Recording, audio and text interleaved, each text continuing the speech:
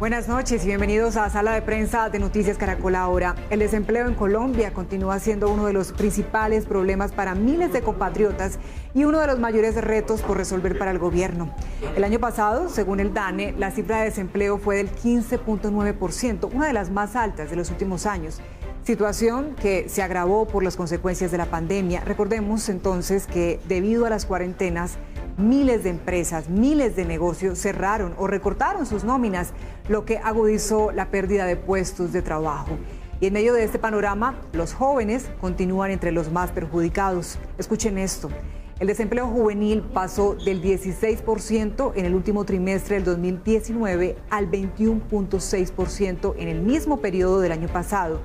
Y más allá de cualquier discusión, surgen nuevos interrogantes sobre la calidad de la educación técnica y superior o si nuestros jóvenes están estudiando carreras que generan una real demanda en el país. Bien, pues este será nuestro tema en esta noche y para ello nos acompañan Jorge Mario Manjarrés, es representante nacional de estudiantes de la Universidad Cooperativa de Colombia.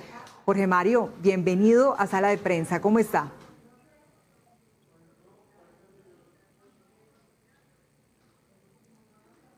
Y también está con nosotros Iván Jaramillo, profesor, docente, director del Observatorio Laboral de la Universidad del Rosario. Buenas noches, profesor. Buenas noches, Daniela, para ti, para el doctor, para todos los televidentes, una feliz noche. Bueno, antes de comenzar nuestro diálogo, quiero que vean el siguiente informe. Con 24 años, Salomé Pérez es una de las jóvenes que no ha tenido fortuna buscando empleo. Se graduó como abogada en el 2018, pero desde entonces la búsqueda de una oportunidad laboral ha sido incesante. Su fracaso la llevó a emprender un camino que tampoco ha sido fácil. He intentado enviar muchísimas hojas de vida, he tratado de tocar muchas puertas, pero la verdad es que nos piden muchos años de experiencia, entre 4 y 5, cuando apenas estamos saliendo a la vida laboral. Si llegamos a encontrar un trabajo, no tenemos tampoco la remuneración de un salario digno. Con la misma suerte buscando trabajo ha corrido Paula, una estudiante de digitación y secretariado, quien a sus 20 años es madre soltera y asegura que nunca ha tenido un empleo estable. He pasado muchísimas hojas de vida, las cuales no han sido exitosas, ya que no cuento con experiencia ni ningún título universitario. Estoy abierta a cualquier oportunidad de trabajo que me puedan brindar. Es que el desempleo juvenil pasó del 16% en el último trimestre del 2019 a 21,6% en el mismo periodo del año pasado a nivel nacional. Conectando esta oferta laboral con las necesidades de las empresas privadas para poder garantizar un más fácil enganche de los jóvenes en el país.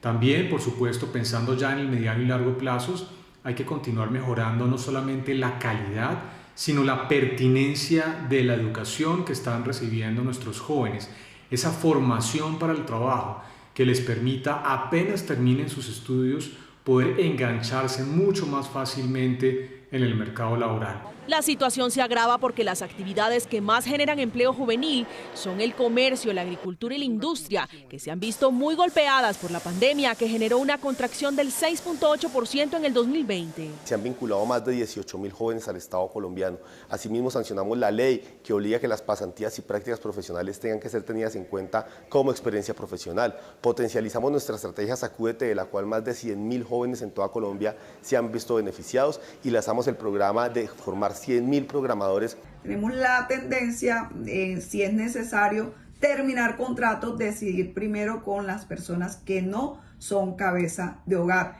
De allí la importancia de programas como los 40.000 nuevos empleos, que le dio la oportunidad a muchos jóvenes de adquirir una expertise y competencias complementarias. Solo en Bogotá, entre septiembre y noviembre pasado, 130.000 jóvenes perdieron su empleo y 7.000 entraron en inactividad. El panorama se agrava porque muchos jóvenes estudian carreras que no son requeridas por las empresas. Pues son tan solo algunos de los testimonios de los miles que se están viviendo en el país. Y yo quisiera entonces comenzar este diálogo, Jorge Mario y profesor Iván, justamente con las reacciones, con la sensación con la que ustedes se quedan después de oír este informe.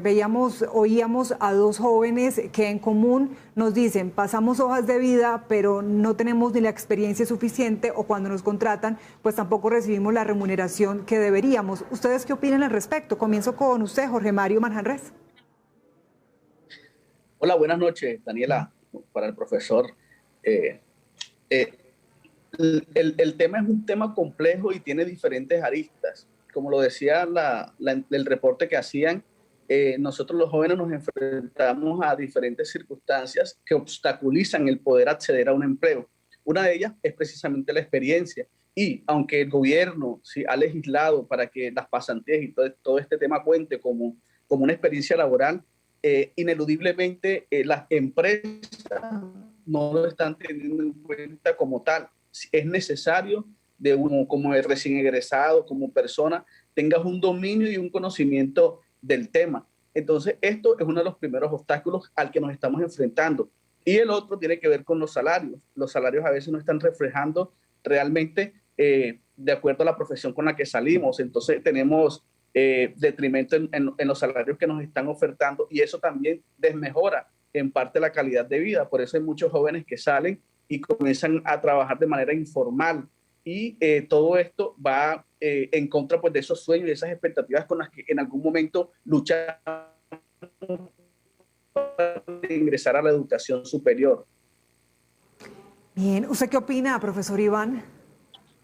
Sí, yo nuevamente saludo a Jorge Mario y a todos los televidentes. Definitivamente, siguiendo el informe, claro, más allá de las cifras y toda esta cadena de información, pues definitivamente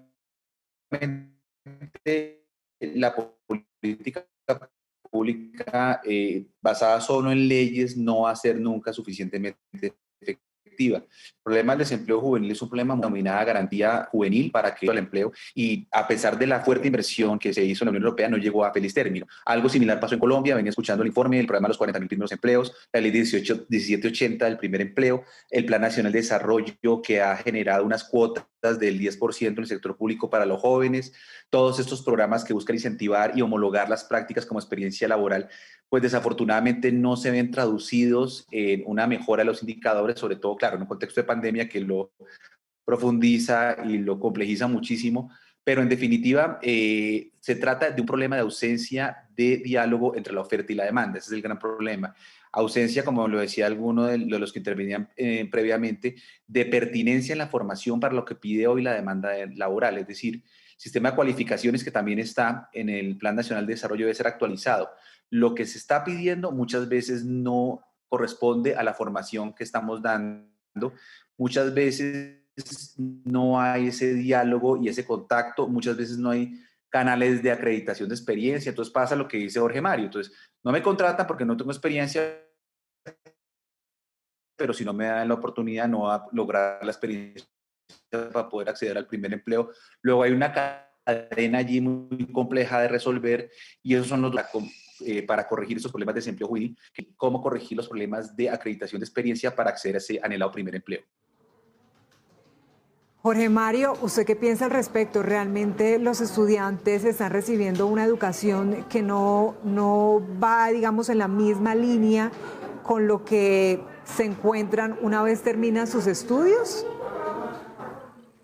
Bueno, el tema, aparte de la formación, y es que como estudiantes, como jóvenes, primero tenemos que superar ese obstáculo de poder acceder a la educación superior, ya sea también a las carreras técnicas, tecnológicas, o pues sí, allá a las carreras formales de educación superior. Luego que comenzamos a formarnos allí, resulta que la competencia es bárbara, es un mundo salvaje donde la experiencia es lo que prima.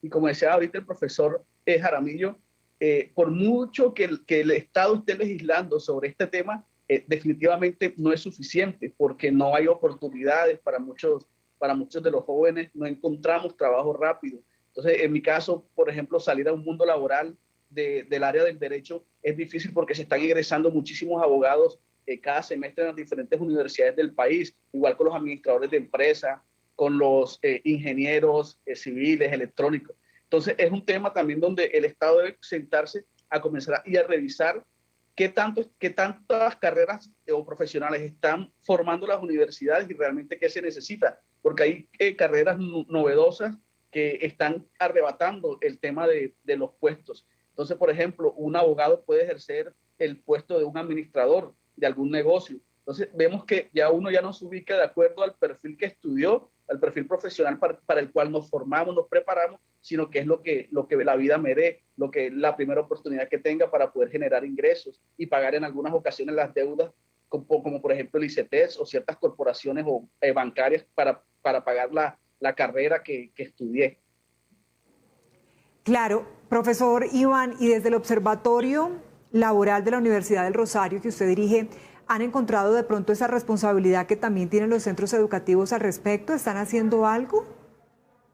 Sí, por supuesto. Escuchaba de Mario, justamente hay dos temas muy importantes allí que resaltar, Daniela, y es primero, si un joven no accede al famoso primer empleo, ¿cuál es la consecuencia? Pues que va a estar, como Jorge Mario dice, en niveles de subempleo, es decir, de empleos para los cuales no fueron preparados, o va a migrar hacia la informalidad porque necesita acceder a un ingreso para sus necesidades vitales, ¿no? Para poder pagar las deudas, poder acceder a los bienes y servicios vitales, etcétera. ¿Qué está pasando en el mundo educativo para lograr corregir estas deficiencias que se han identificado?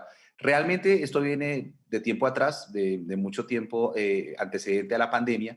En realidad, de hecho, la OIT en la Conferencia Mundial del 2019 había identificado que los niveles de formación hay que actualizarlos y las universidades, los centros de formación, etcétera, hoy en día están formando en habilidades, porque como venía advirtiendo, el sistema de cualificaciones, eso que parece tan raro y tan extraño, tiene más que ver con nosotros de lo que pensamos.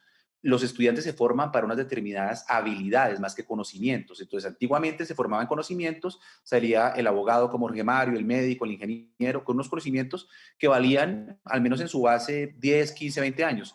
Hoy en día, lo que se le enseña a un estudiante en un centro de formación está probado, va a tener validez por la rapidez de los cambios de 4 a 5 años. Luego hay que migrar hacia competencias, hay que migrar hacia esquemas de aprender a aprender para que constantemente se estén actualizando esas habilidades y los jóvenes que salen tengan suficiente expertise, suficientes habilidades, suficiente cartas de presentación para acceder a ese primer empleo. Porque si seguimos formando en contenidos, en información y no en competencias y en habilidades, actualizando el sistema de cualificaciones, va a ser muy complejo que case la oferta con la demanda. Por eso hay una demanda de actualización de la formación tradicional a la formación moderna de cara al siglo XXI, del famoso aprender a aprender, más que impartir una serie de conocimientos que tarde o temprano van a ser reevaluados. ¿Y usted como docente cree que desde los jóvenes hay algún mea culpa? Yo como profesor que estoy en constante contacto con jóvenes entre 18 y 22 años, creo que es una generación a la que le tocó un momento histórico muy complejo, un momento de cambios acelerados, de adaptación a una nueva realidad en la que los jóvenes pues tienen muchísimas más habilidades de las que seguramente tenía yo cuando salí de la universidad o nuestra generación, pero que tienen que enfrentar una realidad cambiante, demandante, en la que lograr pues ser atractivo en el mundo laboral es cada vez más complejo, en la que, como advertía Jorge Mario, pues tener un piso de calidad frente a los demás con los que están compitiendo para acceder a un primer empleo es cada vez más complejo, porque hoy en día el acceso a la información por este tema de las tecnologías de la información y las comunicaciones, pues es más expedito, pero eso complejiza todo como estamos hablando.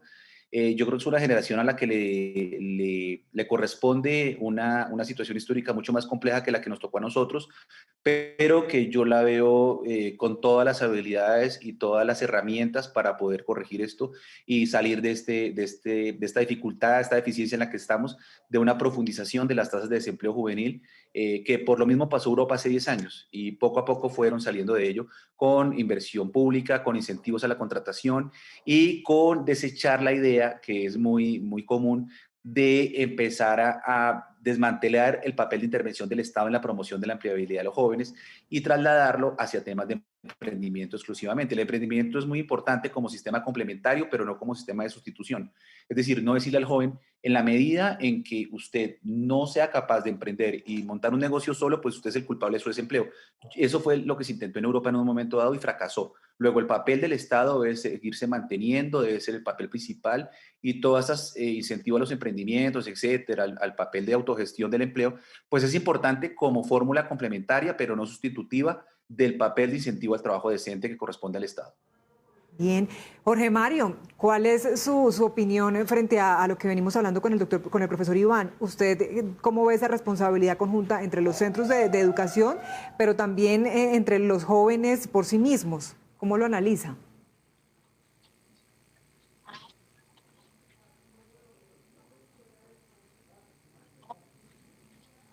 Formados bien. Y indudablemente algo que decía el profesor Iván, dando el famoso emprendimiento. Pero es que esto no tiene que ser la primera opción, porque imagínate todos los jóvenes emprendiendo, no habría mercado para tanto emprendimiento. Entonces, a veces el tema del emprendimiento se vuelve con los estamentos o para el mismo Estado, ¿sí? Para trasladarnos la responsabilidad a nosotros los jóvenes. Pero, ¿qué me preocupa? Que cada día va aumentando más la informalidad, y la informalidad va acompañada de algo, y es que no hay aportes a la seguridad social. Si hoy en día es bien difícil acceder a una pensión, imagínate para jóvenes que aún no están entrando a la formalidad de ese sistema de seguridad, no están haciendo sus aportes a una pensión. Entonces, todo esto en unos años va a repercutir, y hay que tomar medidas no solamente desde el Estado, como decía el profesor, sino que tiene que volverse una cultura el poder brindarle oportunidades laborales a los jóvenes, ¿sí? Laborales desde el punto de vista que sean estables, que generen calidad y que sobre todo le brinden todas las garantías y un sueldo o un salario digno. Entonces, este tema tiene mucho por dónde mirarlo, pero sin embargo, lo importante es que nos generen a nosotros como jóvenes esas opciones. Y nosotros como jóvenes también tenemos la responsabilidad de estar actualizándonos, porque si bien es cierto, tenemos que comenzar a ponerle nuestro toque o nuestra magia personal, nuestro sello particular para ese trabajo o esa profesión en la que me formé, ponerle algo diferente para ser competitivo en un mundo donde hoy por hoy hay que ser innovador. Entiendo. Bueno, pues ha sido un panorama un tanto complejo, pero que vamos entendiendo que es una responsabilidad compartida. Profesor Iván, ¿cuáles son esas carreras o profesiones con mayor futuro, que tienen mayor demanda hoy en día? Sí, hay bastantes estudios en el SICE, que es el Sistema de Información de Servicio de Empleo, donde se registra la oferta laboral, y justamente se ha encontrado que hay prevalencia, sobre todo en el contexto de la pandemia, de las carreras que tienen contenidos de virtualización posible. Es decir, todas las carreras de administración, servicios, todas las carreras en las que prevalecen todos estos temas de manejo de las tecnologías de la información y las comunicaciones, que tienen una alta demanda, al menos en el contexto del confinamiento, y que están a la cabeza de esos registros que al menos tiene el registro público en Colombia de oferta laboral. Yo lo que pienso es que justamente eso está conectado con lo que yo advertí en una respuesta anterior, y es con las nuevas habilidades que demandan la oferta laboral. Es decir, hoy en día, más que puestos de trabajo, más que carreras como las digamos nosotros antiguamente, como dice Jorge Mario, hoy en día hay nuevas actividades, hay una serie de ingenierías, hay una serie de carreras derivadas de todas estas tecnologías de la información y las comunicaciones que tienen alta demanda, y muchas veces no se encuentra oferta porque no hay la suficiente formación y la pertinencia en la formación. Por eso es que en el sistema de información del servicio de empleo a veces es difícil hacer ese match, esa compatibilidad entre la oferta y la demanda, que es a lo que apunta el tener este tipo de registros. Entonces yo diría que hay que empezar a migrar todo esto de las carreras top, que es las carreras de administración, de ingenierías, de servicios, están demandando realmente en el sistema laboral actualmente en la oferta. ¿Usted está de acuerdo, Jorge Mario? ¿De pronto hay otra profesión con la que también usted se haya encontrado como representante nacional de los estudiantes que le hayan dicho? Bueno, indefectiblemente hay carreras tradicionales que aún siguen por la cultura, por ese toque consuetudinario que tenemos, como el derecho, la administración, incluso la misma medicina, pero también hay que seguir invirtiéndole a carreras nuevas que tienen que ver con las biotecnologías, que están muy de moda hoy en día, y todo lo que tiene que ver con tecnología en general. Entonces, estas carreras están abriéndose paso y también están de una u otra manera convirtiéndose en competencia para las carreras tradicionales, especialmente en el mundo laboral. Pues Jorge Mario, usted ha sido muy amable, gracias por acompañarnos a comprender un poco en contexto la situación y el reto que también tiene la universidad y los jóvenes en sí mismos con este reto de enfrentarnos al mundo laboral. Gracias por acompañarnos, Jorge Mario.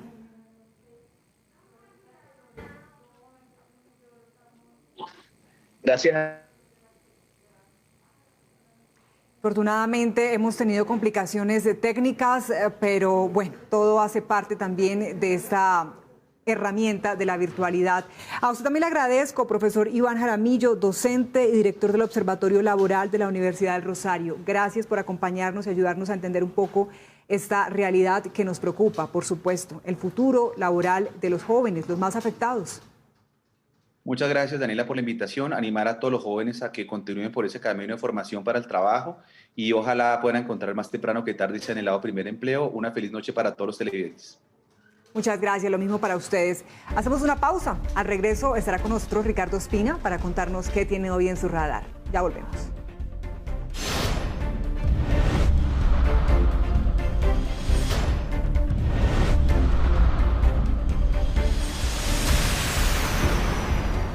Gracias por continuar con nosotros, conectados aquí en Sala de Prensa. Vamos de inmediato con Ricardo Espina para que nos cuente qué tiene esta noche en su radar. Ricardo.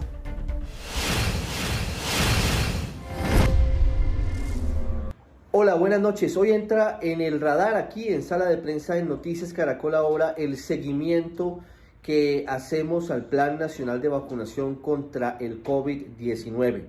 Hoy comenzó la vacunación, como lo hemos dicho, en Sincelejo y en Montería. La primera persona vacunada en Colombia fue la jefe de enfermeras Verónica Machado en el Hospital Universitario de la ciudad de Sincelejo. Lo importante, más allá del inicio de hoy que es histórico, es lo que viene a partir de ahora en este plan de vacunación. Mañana, muy temprano, van a comenzar las vacunaciones en las principales ciudades del país, que son a su vez las zonas de Colombia que tienen mayor número de contagios y mayor número de fallecidos con COVID-19. Y también van a ser los empleados de la salud y quienes están en aseo y en tareas muy específicas y difíciles en las unidades de cuidados intensivos, atendiendo pacientes con coronavirus, los que van a recibir estas dosis de la vacuna de Pfizer. Estamos hablando de Bogotá, Cali, Medellín, Barranquilla, también la ciudad de Bucaramanga, la ciudad de Cartagena y el departamento de Cundinamarca. Secuencialmente, cada día van a comenzar la vacunación otras ciudades del país porque se requiere un proceso logístico para el traslado desde la bodega centralizada del Ministerio de Salud en la zona franca en el occidente de Bogotá, bajo las más estrictas medidas de seguridad hasta el aeropuerto El Dorado y el envío vía aérea a cada ciudad del país. Además de eso, hay que recordar que el próximo sábado llegarán 192.000 vacunas a Bogotá del laboratorio Sinovac, la vacuna CoronaVac de China, que van a nutrir ese grupo de vacunación que se va a implementar incluso en la ciudad de Leticia y en la frontera con Brasil. Y se ha anunciado también que exactamente dentro de una semana, el jueves 24 de febrero, llegarán otras 50.000 dosis de la vacuna de Pfizer. La previsión del gobierno habla de que también en los próximos días deben llegar muchas más vacunas. Cada semana llegarán 100.000 durante las próximas 4 semanas de Pfizer, 100.000 cada semana a partir de ahora. Y adicionalmente van a llegar las vacunas de Sinovac en un número superior a 2 millones de dosis. Con esto se tendría garantizada la primera etapa de vacunación, que incluiría también a las personas mayores de 80 años en todo el territorio nacional. Es clave la coordinación y es clave que todo empiece a surtirse de acuerdo con el cronograma que ha sido diseñado por parte del gobierno nacional. Sí, señor. Gracias, Ricardo. Así llegamos al final de esta emisión de Sala de Prensa. Ya viene Signo Pesos. Nuevamente, gracias por conectarse con nosotros. Que tengan buena noche.